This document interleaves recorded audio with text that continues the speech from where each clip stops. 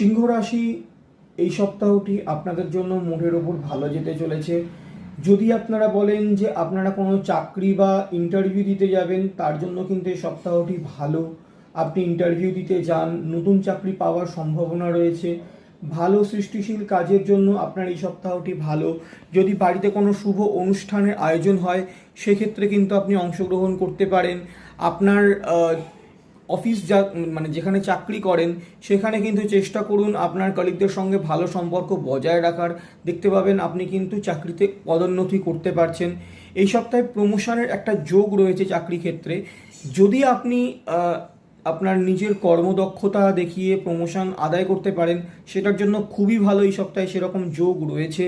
যেহেতু বৃহস্পতি আপনার অলরেডি সপ্তম ঘরে রয়েছে, আপনাকে চেষ্টা করতে হবে যে আপনার কাজের কিন্তু প্রোডাক্টিভিটি বাড়ানোর।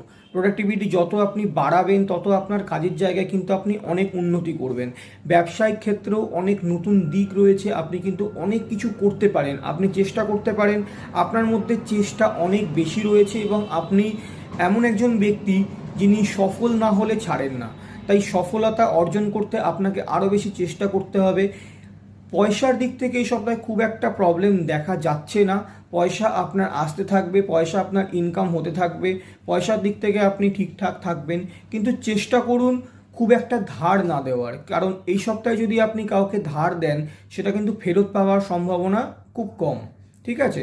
যেহেতু বৃহস্পতি আপনার ঘরে রয়েছে, আপনি চেষ্টা করবেন কারোর এঁঠো খাবার না খাওয়ার, কারোর পোশাক যেটা অন্য কেউ পড়েছে সেই পোশাক না পরার। এইগুলো আপনাকে ঠিক রাখতে হবে, যেহেতু বৃহস্পতি দেবগুরু, তাই আপনাকে এই জিনিসগুলো মাথায় রাখতে হবে।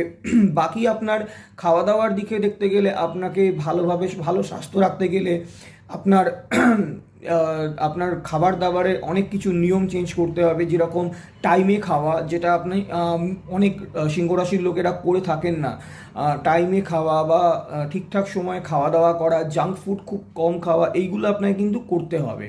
বাকি আপনার এই রাশিটি ভালো রয়েছে এই সপ্তাহটি।